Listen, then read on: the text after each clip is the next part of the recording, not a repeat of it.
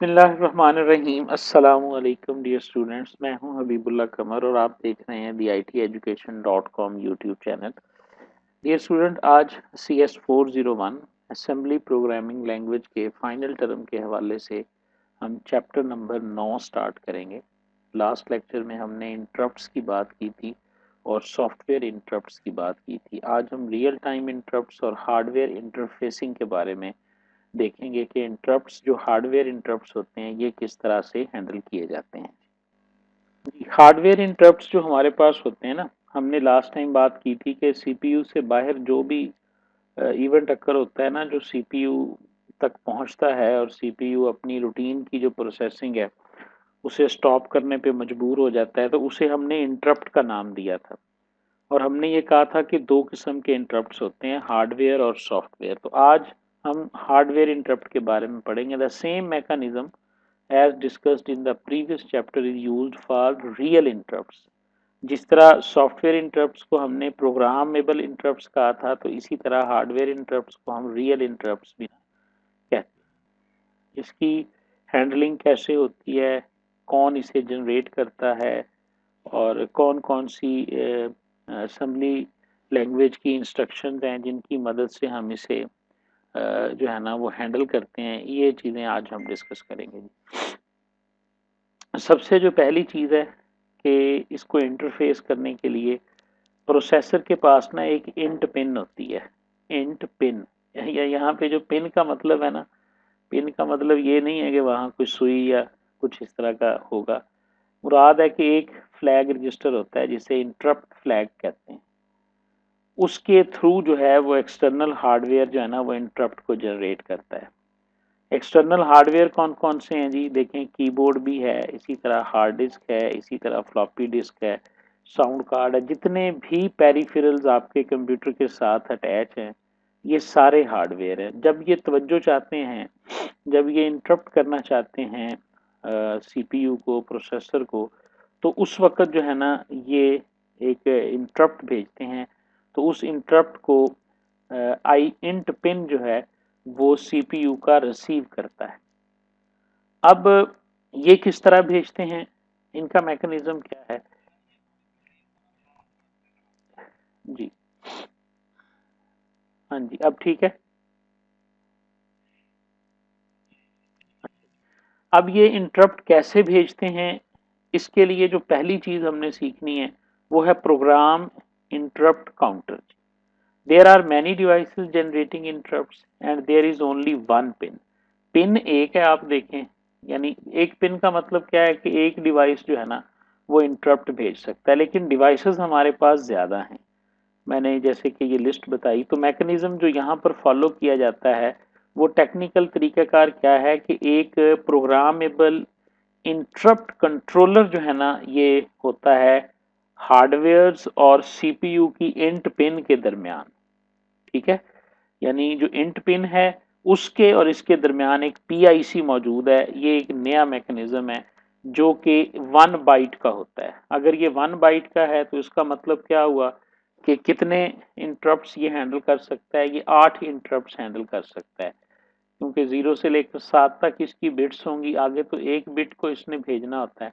तो ये क्या करता है कि ये 0 से लेकर 7 तक जो अपनी बिट्स होती है ना ये असाइन कर देता है डिफरेंट हार्डवेयर्स को, और इसकी प्रायोरिटी वो सेट कर देता है कि जिसकी प्रायोरिटी 0 है, 1 किसकी है, 2 किसकी है, 3 किसकी है। इस तरह उनकी प्रायोरिटी सेट की होती है।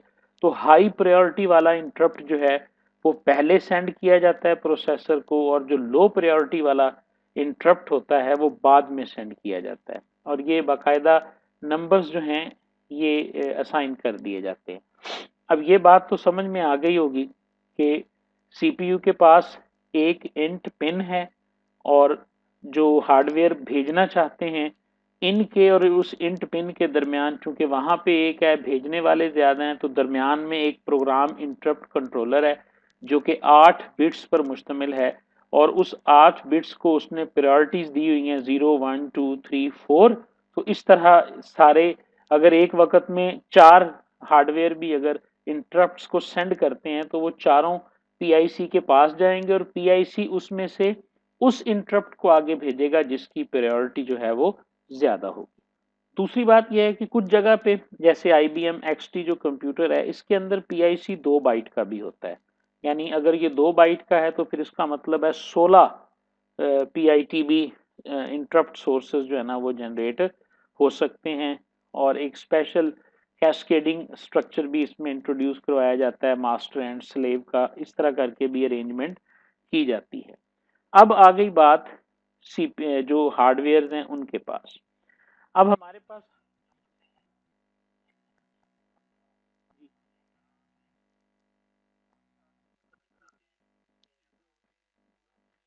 जी जी ये अभी आगे आ रहा है कि किसकी कौन सी प्रायोरिटी है, ठीक है ना, प्रायोरिटी ही आगे आ रही है। अब ये देखें ना, अगली बात ये आ गई, the 8 input signal to the PIC। अब PIC को भेजे जाने वाले जो 8 सिग्नल है ना उनको इंटरप्ट रिक्वेस्ट कहा जाता है, IRQ, ठीक है।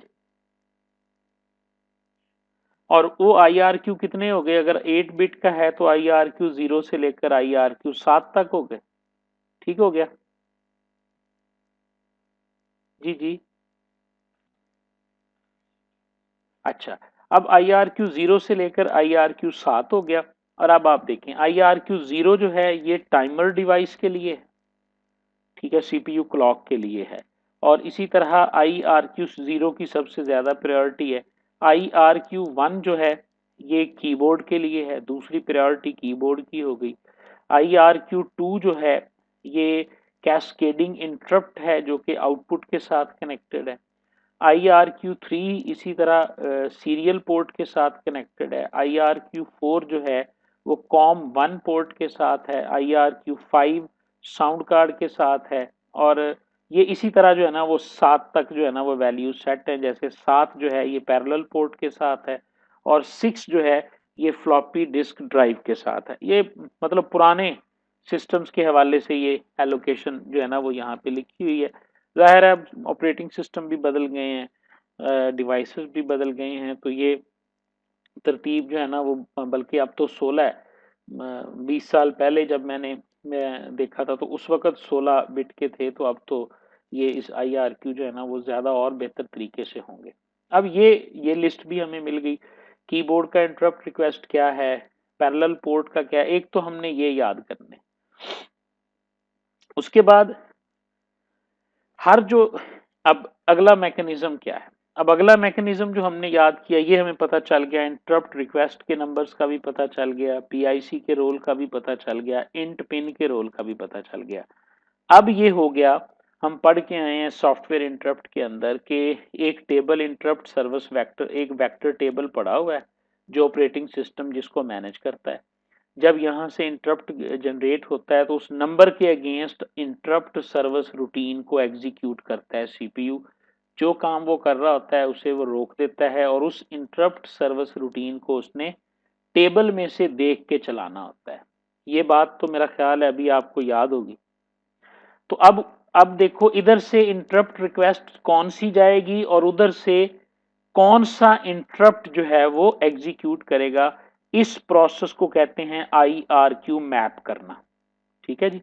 तो ये जो इसे हम इंट मैपिंग भी कहते हैं, इसे IRQ मैपिंग भी कहते हैं, जिसमें हम IRQ नंबर्स,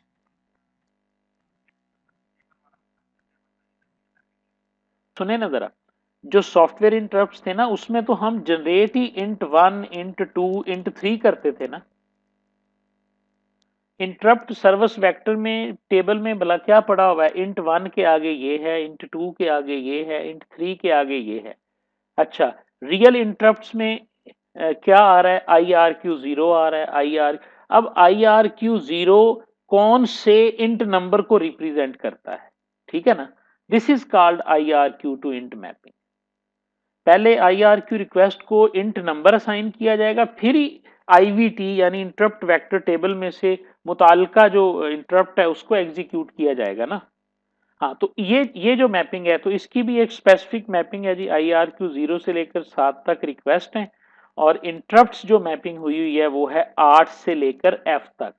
अब ये तो पता चल गया ना, 8 नंबर जो है वो 0 के पास है, 9 नंबर जो है वो IRQ 1 के पास है और 10 नहीं होगा बल्कि ए होगा। ए जो है वो IRQ2 के पास है, क्योंकि ये तो हेक्साडेसिमल नंबर चल रहे होते हैं ना, ए 0 1 2 3। ठीक है जी, तो यहाँ पे ये देखें 0 से लेकर 7 तक जो हैं वो इंटरप्ट्स मैप हो रहे हैं जाके 8 पर। अगर कोई अब आपसे पूछता है, MCQs में पूछ लिया जाता है या वैसे कोई सवाल आ जाता है, तो हम मैपिंग में बता सकते हैं कि IRQ0 जो है ये ट्रांसलेट होता है या मैप होता है इंट 8 में।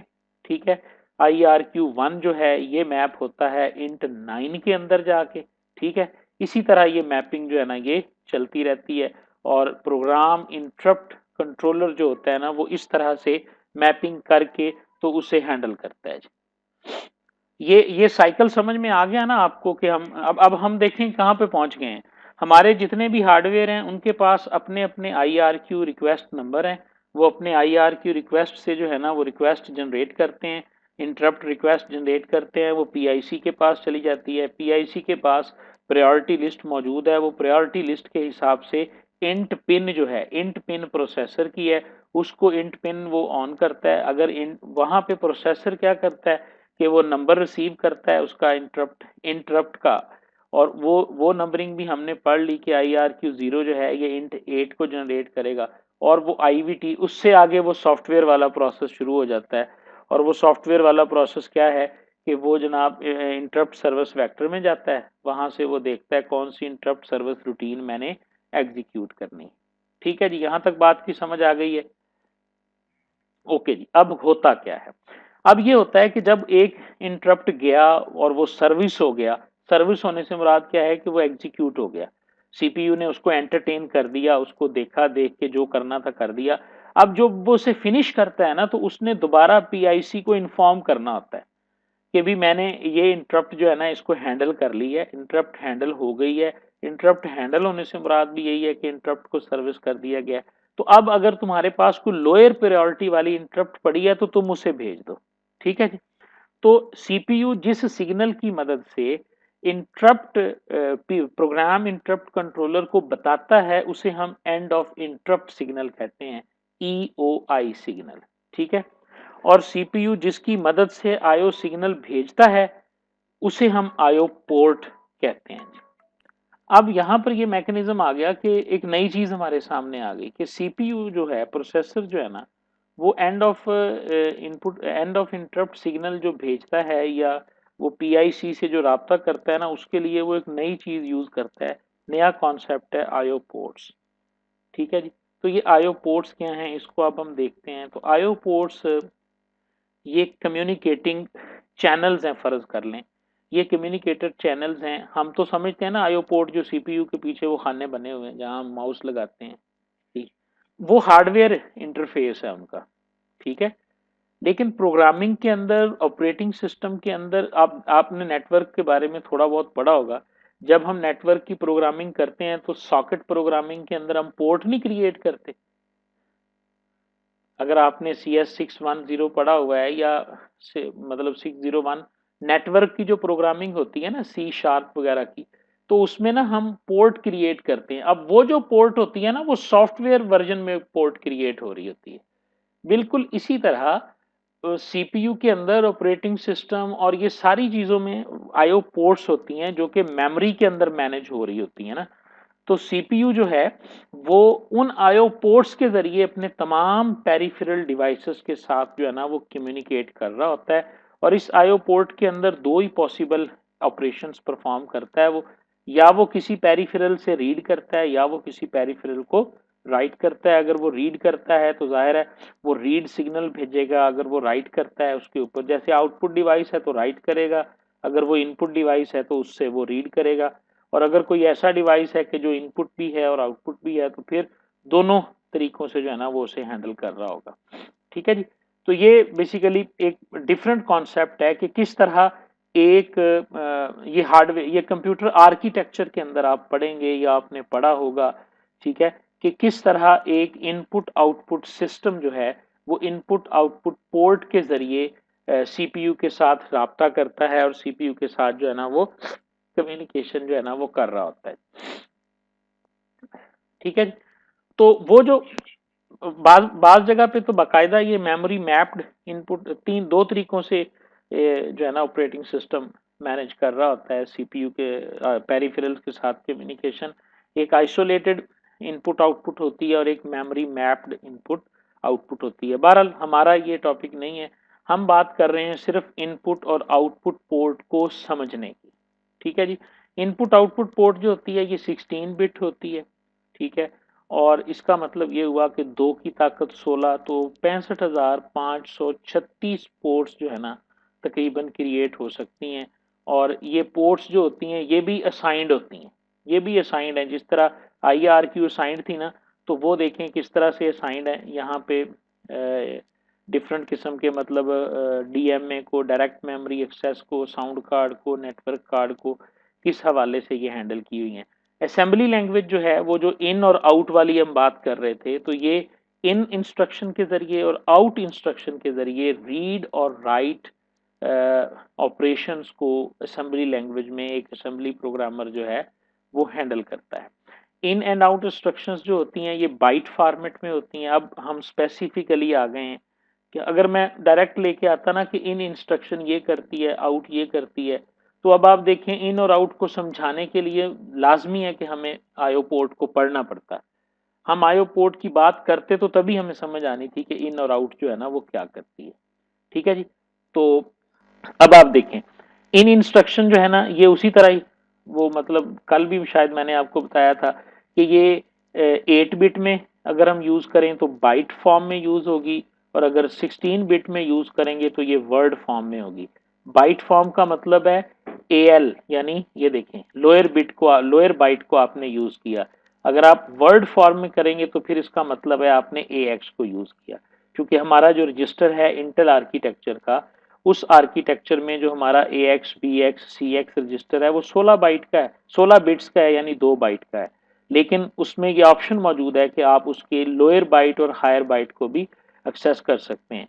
तो आपकी जो इन और आउट कमांड है ये मतलब बाइट फॉर्म में भी यूज हो सकती है और वर्ड फॉर्म में भी ये यूज हो सकती है। तो ये देखें जरा, इन AL 0x21, तो इसका मतलब क्या है कि हमने 21 का जो कोड है ना वो AL रजिस्टर के अंदर हम इसको इन कर रहे हैं। और यहाँ पर ये देखें जी 20 और 21 जो है ये प्रोग्राम इंटरप्टेबल काउंटर की पोर्ट है, ये पोर्ट्स हैं और डायरेक्ट हम एड्रेस दे रहे हैं 0x का, तो ये हमने AL के अंदर जो है ना वो 21 पोर्ट सेट कर दी। 60 से लेकर 64 तक जो नंबर है ये कीबोर्ड के लिए है। मैंने अभी बताया था ना कि वो जो IO पोर्ट्स हैं ये उसकी नंबरिंग बता रहा है। 378 जो है ये पैरेलल पोर्ट के लिए है।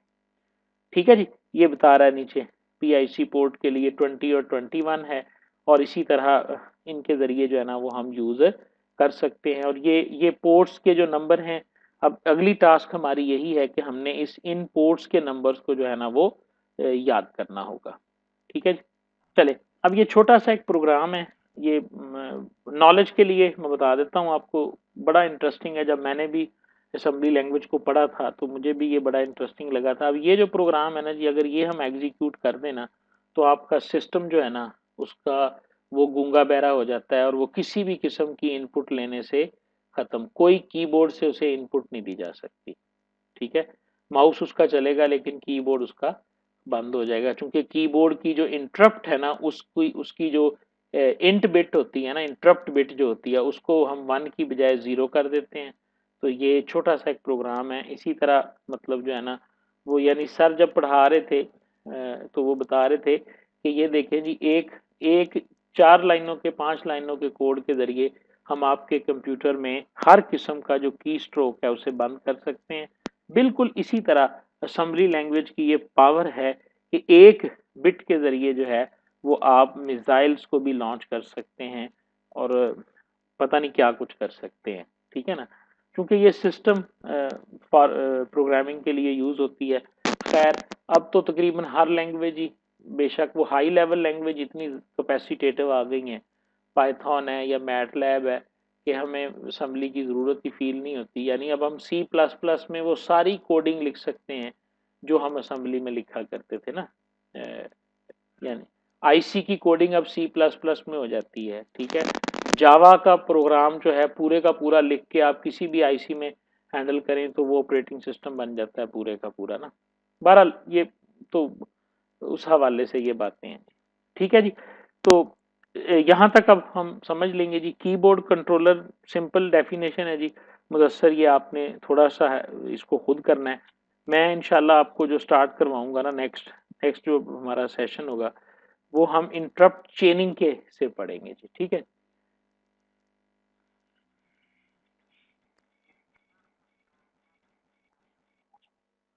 हाँ जी, हाँ जी डियर ऑडियंस जी, तो ये था हमारा आज का लेक्चर।